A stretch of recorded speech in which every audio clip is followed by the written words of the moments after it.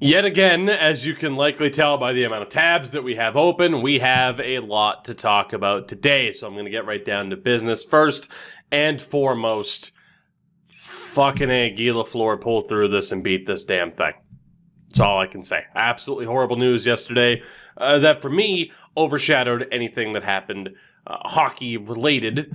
And I will admit now, I am having to re-record this video the day after. I wanted to have a reaction video up yesterday in regards to rounds 2 through 7, because obviously, again, there was a lot to talk about.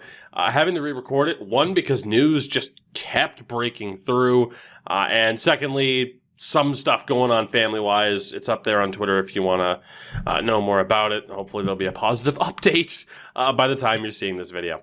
But I want to get into the 2nd through 7th round of the draft. It's a good thing I didn't live stream this because, oh my god, it took forever due to the technical issues, I guess, or the difficulties of doing everything remotely. But, you know, just a couple talking points. I mean, in terms of these picks, I like Wallander for Detroit. I like Jurventi for Ottawa. There isn't a single pick here that I don't like, although admittedly didn't know much about Sam Colangelo going to Anaheim. But again, Anaheim for me, big winners on day one. Surprised Noel Gunler fell to Carolina. Carolina had a very good draft overall. Tyler Klevin going to Ottawa. I feel like, of course, Ottawa did very well. And then, of course, Tuck Mizak, or Touch Masak. Good job, Montreal.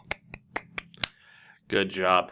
Again, other picks that stand out to me, Emil Andre going to Philly, Jack Finley going to Tampa, who's a big body player. For the Bruins, Mason Lohrei, I never heard of him before. So, yeah, I mean, he's 19, but, I mean, 6'4", 201 was rated 132nd. Of course, Don Sweeney known for going off the board. He did just that. He's going to play in the USHL for one more season, then go to the NCAA with Ohio State. So, long-term project there for sure. We'll see how that how that pays off. And then, of course, 3rd round. Yet again, you have players falling to the 3rd round that you probably wouldn't have expected. Casper Simon-Tyval, if you look at some of his numbers early on, I thought for sure, I mean, this guy was going to be dead set 1st-round pick. You know, you look a couple years ago, and, of course, here he's like, 16, 17 years old playing for the under-20 team, and it just didn't translate for whatever reason. So I'm kind of surprised. There's a really good chance here for the Los Angeles Kings, excuse me, to have picked up a really good player there with Simon-Tyval. Emil Vero for Detroit as well. Calgary gets Jeremy Poirier, who I thought was going to go in the 1st round, early 2nd at the latest.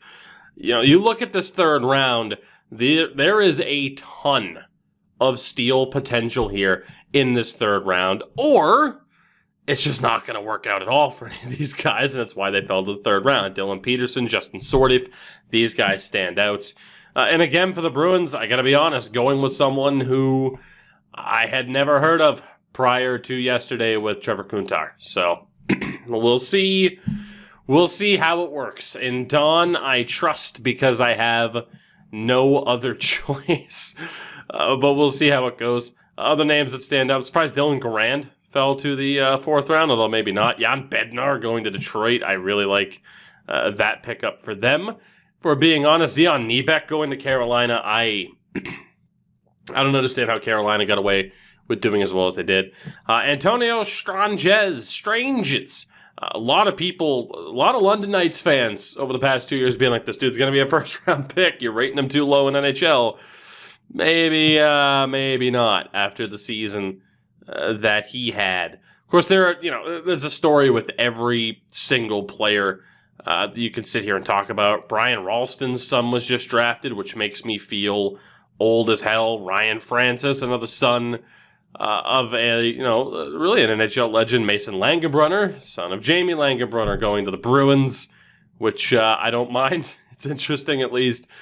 Again, it's a shame that it took 6.5, 7 hours for this, for the back half of the draft to be finished up. But hey, it is finally done, I think. I hope. Connor McClellan going to Philly in the 6th round. It could be decent for them as well. Just really kind of pointing out names that stand out. Chris Draper's son being drafted by the Red Wings was a nice little touch there as well. And, of course, the best name in the draft, Gunnar Wolf Fontaine, going to the Nashville Predators, who we will be talking about quite a bit in this video today. So, overall, By the way, it's a new record for Swedish players being picked up in a draft. Who are the big winners? I mean, I kind of mentioned Anaheim already. I mentioned Carolina, but I think a lot of you guys know that have been watching long term. I don't like to name winners of trades or drafts that early on, but you can on paper look at these teams and be like, okay, who did really well for themselves? Time will tell ultimately. But yeah, interesting enough. But again, perhaps the most interesting stuff came around the picks. We are going to start off with talking about Dylan DeMelo's new contract.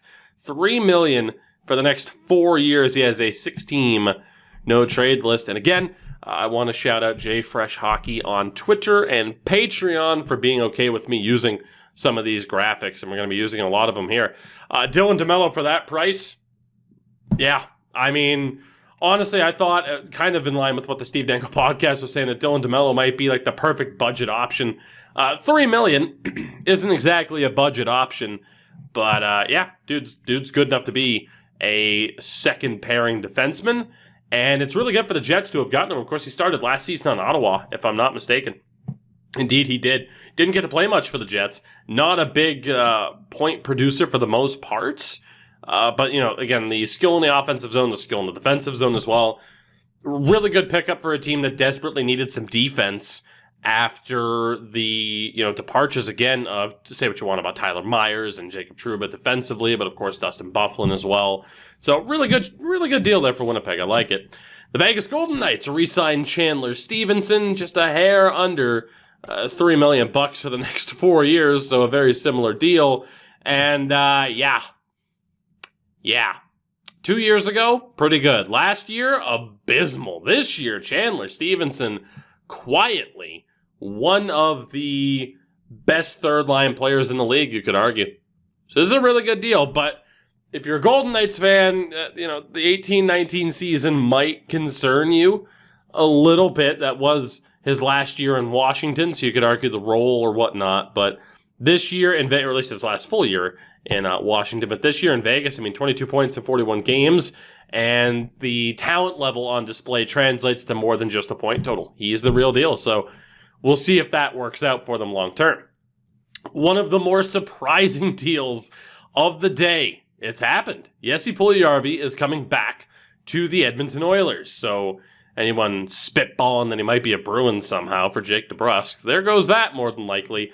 1.175 for the next 2 years, a one-way deal. I'm intrigued to see what happens. I mean, I'd still be a little bit worried, you know, for someone who had, a double hip replacement or whatever. But in Liga this season, I mean, he's too good for that league. Someone putting up 53 points in 56 games at his age, that's insane. I'm intrigued to see what he can do at the NHL level. Now, of course, that there's been a regime change, easy for me to say, in Edmonton.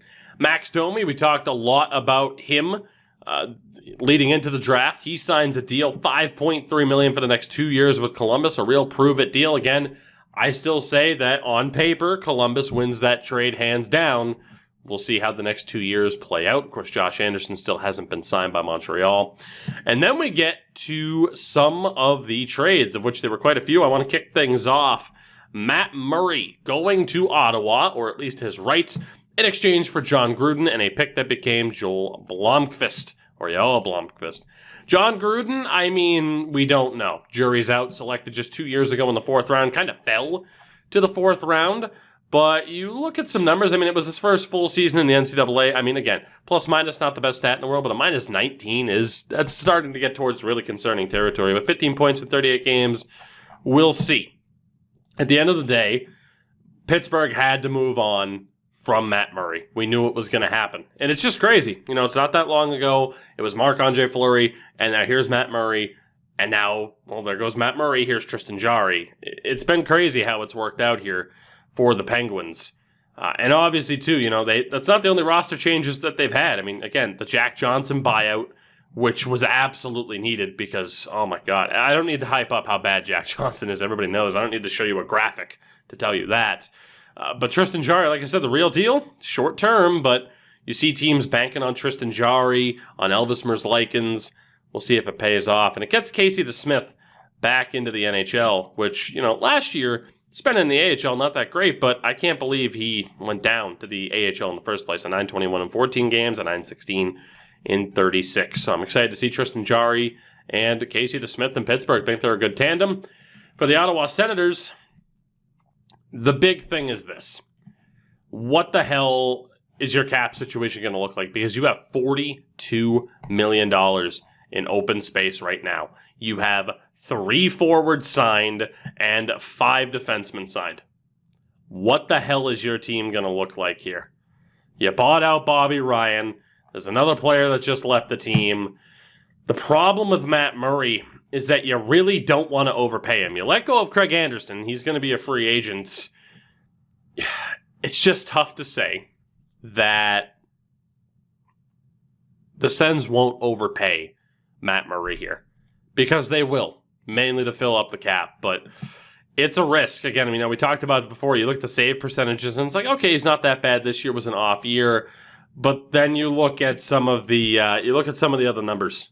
You look at some of the other, whether it be the games above replacement, whether it be the goals, saved against per 60, that, expected saves per 60 and everything. It's not great. It really, really isn't. Is Matt Murray going to make more than $2.2 million? Yeah. 4 or 5, I feel like, is what Ottawa is likely to give him, if I'm being completely honest with you. Now we go back over here. So all in all for Ottawa, hey, you got a goalie to go with Nilsson. Good for Pittsburgh to get something for him. Then we have, now I made a video the other day talking about what the hell was going on in Minnesota.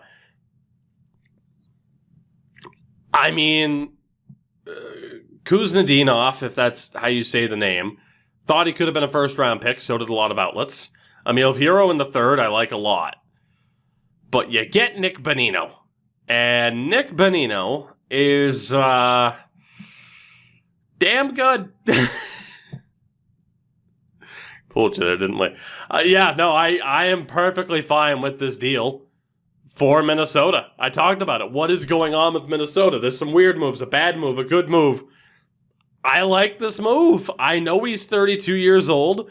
He's going to be on the last year of his deal. You can look at points and be like, 35 points or whatever, but say what you want about the talent level he might have been playing with in Nashville. I really, really like Nick Bonino. It's tough not to like Nick Bonino based off of what you're looking at here. So for Minnesota, I think it's great. You gave up Luke Kunin in the deal.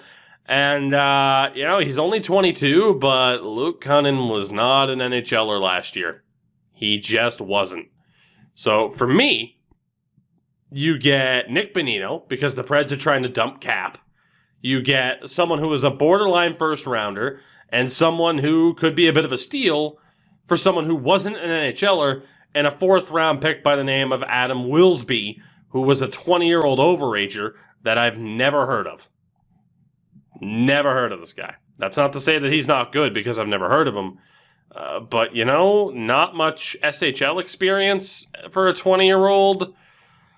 I'm sorry, that is a gigantic win for Minnesota. I cannot possibly say anything otherwise. That is a huge win for the Minnesota Wild. So, you look at that team now, $8.5 million in space.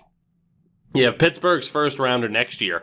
A lot of contracts up at the end of this upcoming season, but now still, just Jordan Greenway to resign. Galchenyuk's likely to go. I think it's already been confirmed that he's leaving. Mikko Koivu is confirmed to be leaving. Of course, you did the Devin Dubnyk trade, and you'll retain a little bit of salary this season, but you have some money to work with. You need to bring in a goalie. That we know. I'm intrigued to see what else they do in free agency. Will Matt Dumba be traded, as was speculated? If you're me, or if I'm Bill Guerin, I hold on to that top 4. Bring in whatever damn goalie you can, and I don't know how bad this Wild team is. I'm not saying they're going to win the President's Trophy, but I don't think at this point, after a move like that, that the sky is necessarily falling in Minnesota. But with every move Bill Guerin makes, my opinion seems to fluctuate. Also, we're not done yet. In terms of other moves being made, Minnesota's made some interesting moves. Now, Arizona, making some interesting moves. Can't clear my throat. What are you going to do? Taylor Hall will be hitting the open market. It's a major loss for the Coyotes. It is. Now, he had an extremely down year this past season. There is no denying that. Talking about, Taylor Hall set a pile of money on fire. He did. And for Arizona, they gave up a ton to get Taylor Hall, in theory. It's a ton when you rented him. So, my opinion, it's a bit of a ton, a lot in the return. It's a lot to deal with, why I'm calling it a ton. Mainly, too, because the GM that brought him in is already gone. So, interesting times in Arizona. We'll see where Taylor Hall goes. I'm sure he'll be linked to the Bruins even more than he already has. And then we go back to Nashville. Kyle Turris has been bought out in one of the craziest deals I've ever seen. Now, they also bought out Steven Santini, who came to the team, if I'm not mistaken, in the PK Subban trade.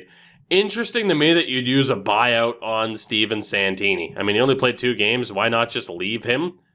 I mean, yeah, $1.4 million's a lot to pay an AHLer or a 7th defenseman. I don't get the point of necessarily buying him out, but it doesn't cost that much, so whatever. I mean, I guess it does make sense. You save a decent amount of cap, actually. For some reason, I read that as 1,275. I'm like, what's the point? That's a pretty good deal. Kyle Turris has one of the worst buyouts in NHL history.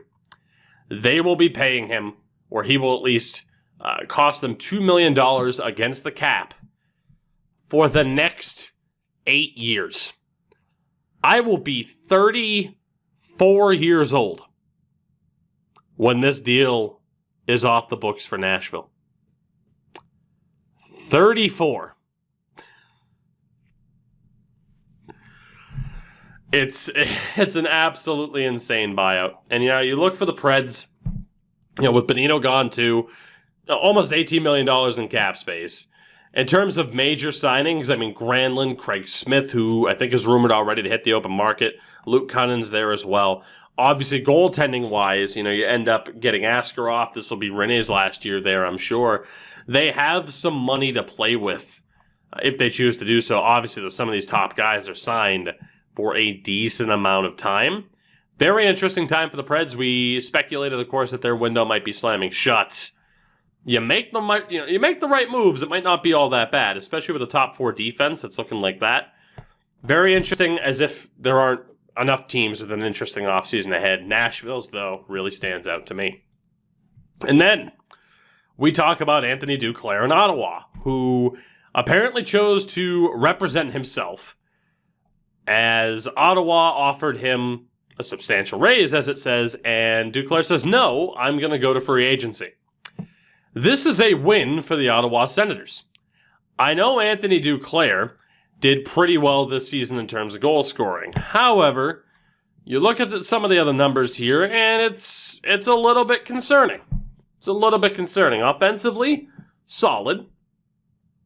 But all in all, if you were going to have to pay Duclair $4 to $5 million, it's a bit of a risk. Might he get that on the open market? Sure, and it sucks for Ottawa to lose someone like that if he continues to bounce back from the 18-19 season and continue to trend upwards. I'm just saying, no, you look at the past 3 years, sure, talk about a situation in Columbus. I think Ottawa actually, I know it's crazy, right? I'll probably get ripped apart for saying that Anthony Duclair, is a decent, not that big of a departure for the Sens. I mean, like we said, 23 goals in 66 games last year. Time will tell, is all I can say with that. Speaking of time will tell, Elias Anderson is off to LA for what was the 60th overall pick in the draft. And, time will tell. The big slip. Throwing medals into the stands at the World Juniors. I don't know what to make of this, man. The guy's going to be turning 22 years old in just a couple of days, which doesn't seem possible that he was a 2017 draft pick. I mean, this is your chance. This is Nail Yakupov going to St. Louis, which was something that happened, by the way. If he's going to have a career here in North America, it's got to be done with Los Angeles. And you could go to worse teams as a young forward because LA is stocked up right now. It's pretty ridiculous. Obviously, just adding Quentin Byfield, Tyler Madden, Akil Thomas, Alex Turcotte, Gabe Vilardi, Rasmus Kapari, Jander Anderson, Dolan. They have an incredible amount of young talent up front. We'll see if he's good enough to make the cut.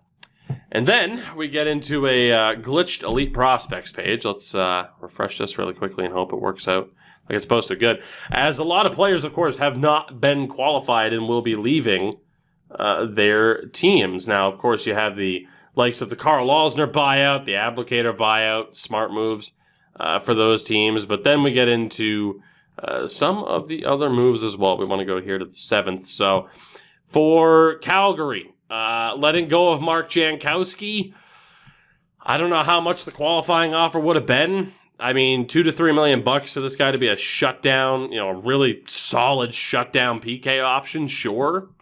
26 years old. I don't know. Someone's going to get a pretty good specialist there. It's a surprising move for me. Tampa letting go of Carter Verhaeghe was pretty surprising. Florida dropping Lucas Wallmark, who was in oh my God, what is his name?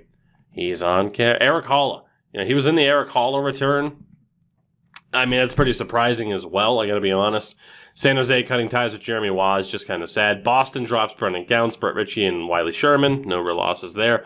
Buffalo lets go of Dominic Cahoon, Remy Ellie, Brandon Hickey, and Matthew Spencer. Rebuilding Hockey Town legend Matthew Spencer. Letting go of Dominic Cahoon, I don't know what you're doing. I don't know what you're doing. How much could he have possibly asked for in a qualifying offer? Pay him.